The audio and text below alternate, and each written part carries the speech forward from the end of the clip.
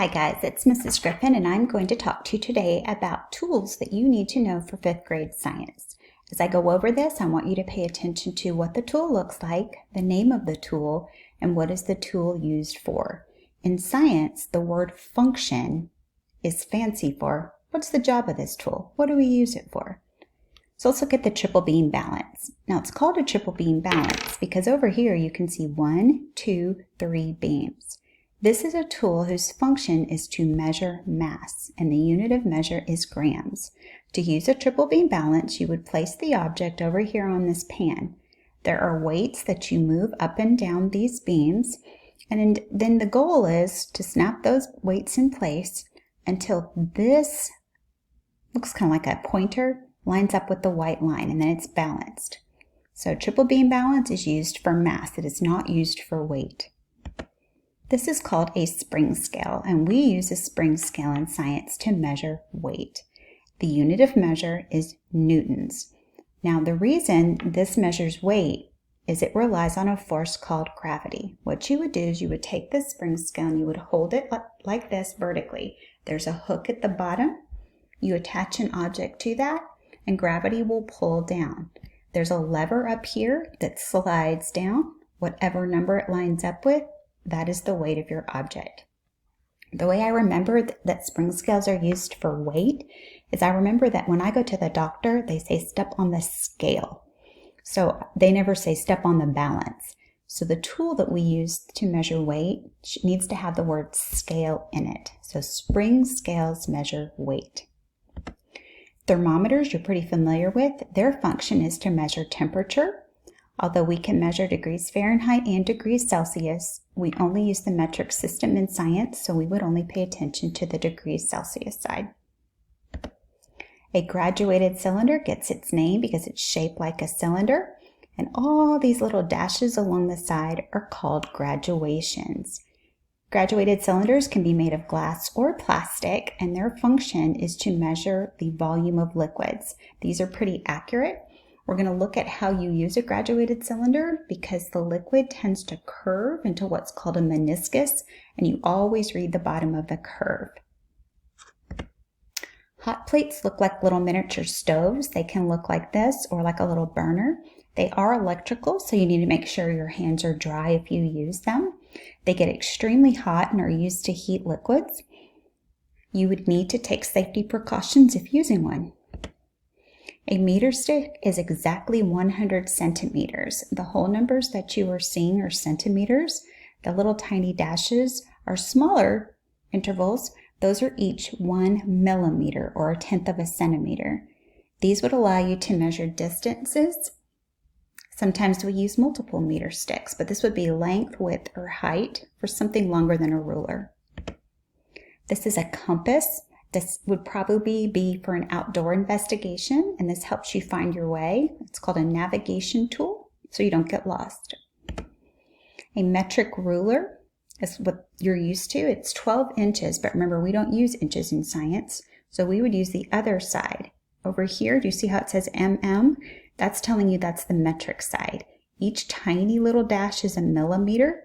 Each whole number is a centimeter. A centimeter is about the width of your pinky.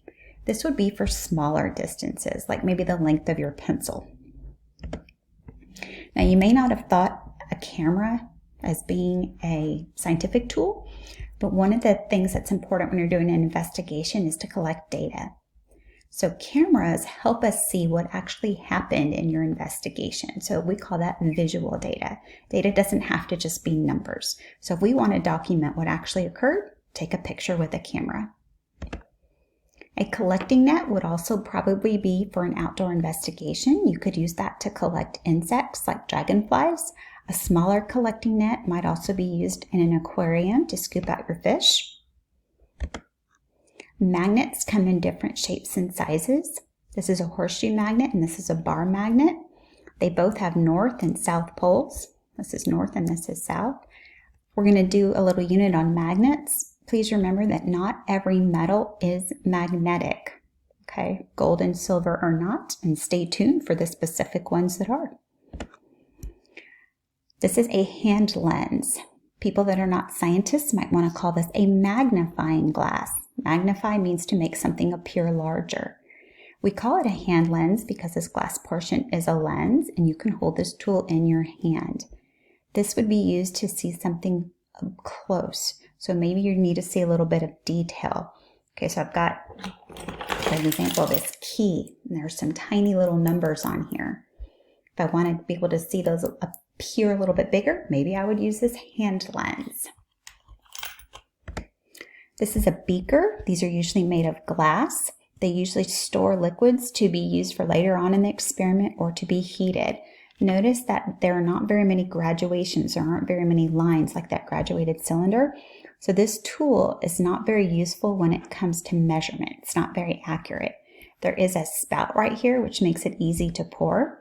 Okay, but this is not an accurate measurement tool. It's used mostly for heating or storing liquids and chemicals. A calculator might be a scientific tool because if your data does contain a bunch of numbers, usually we calculate averages because we do repeated trials. In other words, we do the experiment more than once. This would help you with your math.